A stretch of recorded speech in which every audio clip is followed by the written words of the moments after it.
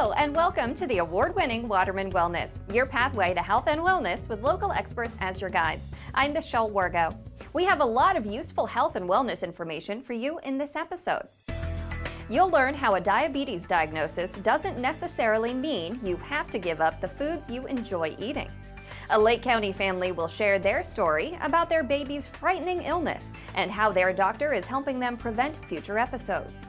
And a local specialist eases concerns about an important screening that can help identify a common cancer. We begin this episode with a new medical tool now available in Lake County to help doctors with the diagnosis of a variety of conditions.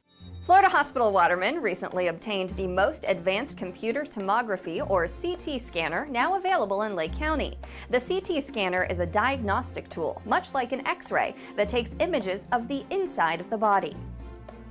This new scanner is much faster and much more powerful than any scanner we've ever had before. This will allow us to do patients much faster and get better detail and get better imaging and diagnosis of the patients. And we get a fair amount of trauma patients coming in, and trauma patients, especially if they're unconscious and they can't tell you where it hurts, need to be scanned almost from head to toe. And so we can put a patient in the scanner and scan the head, neck, chest, abdomen, pelvis very quickly, process the images very fast, and get them to the radiologist to diagnose what's going on. CT scanning's become a go-to for cardiology evaluation, especially in patients that the type of problem they're having is questionable. We can screen them with a CT scanner now and get an answer in a matter of minutes to an hour, as opposed to waiting 2 days. Having this scanner at Florida Hospital Waterman allows us to offer a wide range of equipment to our patients, and we can triage patients depending on their needs. Dr. Wittenstein says the new CT scanner is especially helpful for pediatric patients and people who need repeated scans because the radiation dosage is lower. We turn our attention to another type of screening that is important for diagnosing a potentially deadly disease. Colon cancer is the third leading cause of cancer-related deaths in the U.S. It is expected to cause almost 50,000 deaths during 2015. But when caught early, experts say patients can expect a 92% 5-year or more survival rate. Doctors recommend anyone over age 50 getting a colonoscopy to screen for colon cancer. The screening can start earlier in patients who have a strong family history of colon cancers. So some people start at age 45, and somebody has inflammatory bowel disease. Those patients also start screening much earlier. The biggest problem that I see as a medical oncologist is about probably 1 in 4 patients that are eligible for screening never get screening test done. The best way to diagnose or a screening test is still the colonoscopy is the best one. The downside of that one is the prep. That is one real problem that I see with these patients. It is not that they don't want to have the test done, but they're afraid of the screening. The prep involves drinking a solution that helps to clear out the colon prior to the procedure. Current preps are much better than what they used to be, but still there is a fear that they have to get over it to do the testing. Cynthia DeVos of Mount Dora, who is a colon cancer survivor, admits she should have been screened sooner. I just thought, oh, well, I have a sister who had colon cancer, but I just thought she had colon cancer. My mother died from kidney cancer, but I never really put a whole lot of thought into it until I found out from my primary care doctor that maybe I should have. You know, I would have prevented a lot of heartache possibly and a lot of suffering if I had put more thought into it. I think that most people, when they think that they have to have a colonoscopy, many people won't have them because of actually the prep rather than the procedure. And I would encourage people to, go ahead and do that because it saved my life and it can possibly save your life or anyone's life. Survival of colon cancers has improved significantly, and the death from colorectal cancers has come down by almost 40% in the last 20 years. That was because of the improved screening. Improvements in breast cancer diagnosis and treatment was a big part of the celebration during October Breast Cancer Awareness Month.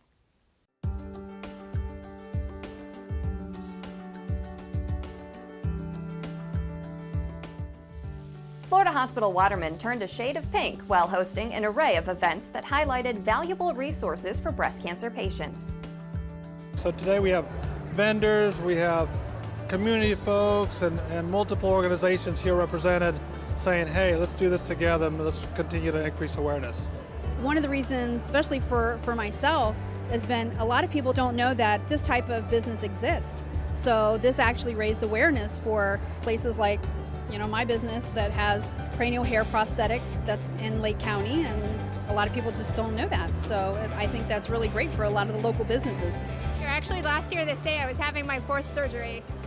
So it's just, to have a 4th surgery on this date last year and then have a party to come to this date this year. And I actually especially wanted to come because, I've met such amazing women who are also survivors, and I don't know too many people in this area, so I was kind of hoping that I would get to meet some here today as well.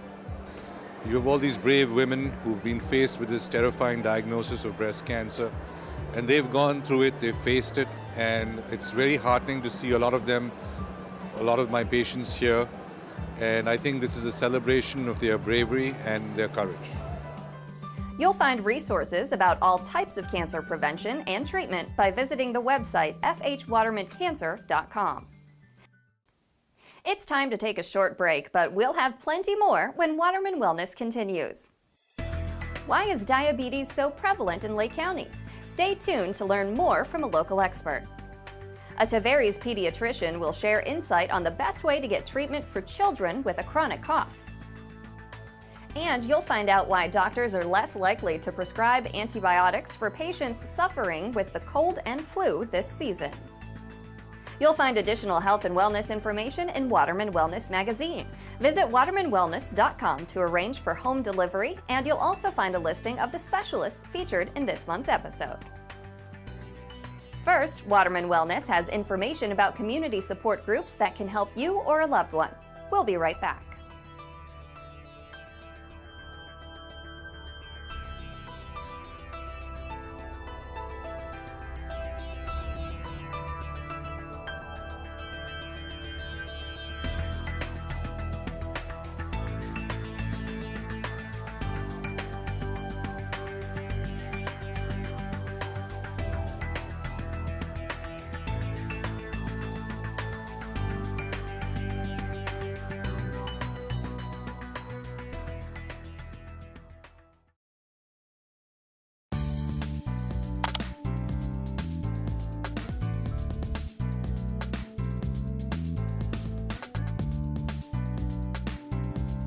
Welcome back to the award-winning Waterman Wellness, your pathway to healthy living with help from local experts. I'm Michelle Wargo. Cold and flu season is upon us, and the Lake County medical community is ready. If you should get bit by the bug, local experts want to make sure you are aware of the best treatment options. When you go to your physician for the common cold or cough and they feel that it's viral and do not prescribe antibiotics, just remember that most of your colds and coughs and even ear infections are viral in nature, and antibiotics are not going to help that. It's not going to make you better any faster. It's not going to resolve the symptoms. Evans says doctors will recommend you address symptoms with rest and appropriate over-the-counter medications because antibiotics can have negative effects in the future. You're increasing the risk of developing antibiotic resistance. You yourself can be developing antibiotic resistance, and you can also be making the bacteria in your body become resistant so that if somebody else catches it, then they can have an antibiotic resistant bacteria. Evans stresses that antibiotics are beneficial for some illnesses and encourages proper use of the medication when prescribed. So it's important to remember that if you are prescribed antibiotics, they are prescribed for you. And so you really shouldn't be sharing them with your loved ones. Also, you want to remember to take your antibiotics as prescribed. Always take a full course. You don't want to just take 3 days because that also can contribute to resistance. For parents of very young children, the onset of a cold or cough can be of concern because the little ones can't communicate what's wrong. That was the case for one Lake County family last March, whose infant was admitted to the hospital after the baby's cough developed into something frightening. It was just scary because there was a lot of wheezing, shortness of breath. He was just really frustrated and just uncomfortable. You could just tell something was wrong. The Blackman's pediatrician, Dennis Diaz, who moved to Lake County from Duke University School of Medicine, brought the young family immediately in for treatment.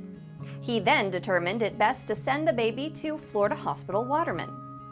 So typically the reasons to admit a child would be symptoms that are potentially going to get worse and potentially life-threatening. In Sawyer's case, he had significant difficulty breathing and wheezing that required very frequent treatments that would be very difficult to do at home. They found a touch of pneumonia in one of his lungs, and then, and that was, complicated his breathing. So we were just on almost every 2 hours of a breathing treatment and oxygen to help.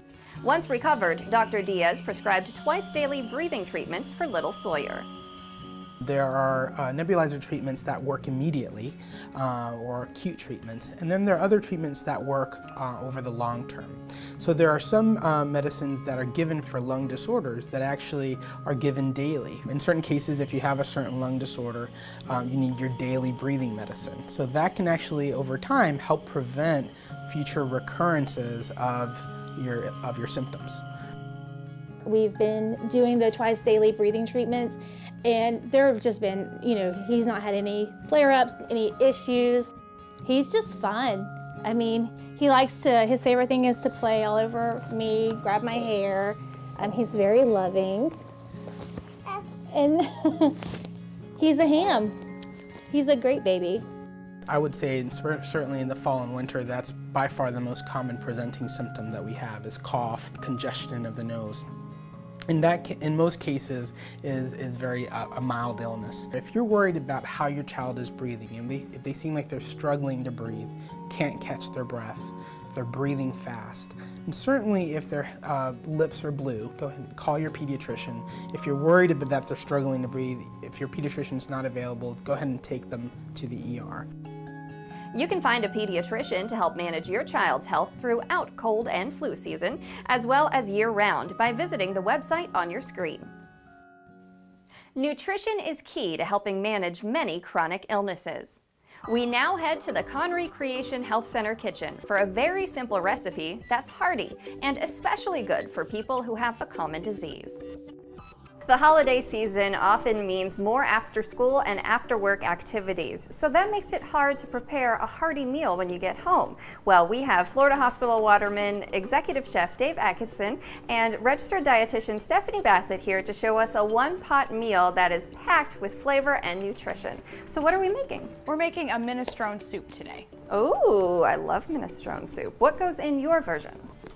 It's got 2 types of beans, carrots, tomatoes, zucchini, squash, spinach, green beans, diced celery, diced onion, and pasta, which is optional. You don't have to add pasta, but the classic minestrone would have pasta. Yeah, like I said, this is super simple. We're just gonna add our stock.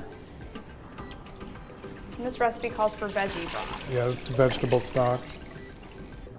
So why is this good for us? Has a lot of fiber. As you can see, we have tons of different veggies in there and beans, and those are packed full of fiber, and they're awesome for us. So this is great. You can have everything chopped up, again, like we've talked about in the past, while you're making dinner the night before, chop up all your vegetables, have them ready to go, and then you can throw them all in the crock pot the next morning, and then when you get home, you have this delicious soup waiting for you. Just turn it on and let it go. It'll take about 7 hours probably. So November's Diabetes Awareness Month, and we were talking a little bit about how this is a hearty soup. What makes it good for diabetics? When diabetics eat fiber, it actually helps with the blood glucose control. So if you eat something that's very concentrated in sugar or carbohydrate, your blood sugar goes up very quickly. If you eat stuff with more fiber in it, instead of it going up very quickly, it's gonna go up, but it's gonna stay at a stable level. So it's been 6 hours and 45 minutes, and we're ready to add the spinach and the pasta. So this has been simmering for 7 hours or so. And as you can see, it's a very hearty soup, especially with the pasta and all the fresh vegetables. Yummy, yummy, yum, yum. Well, let me try a little bit. It smells so good.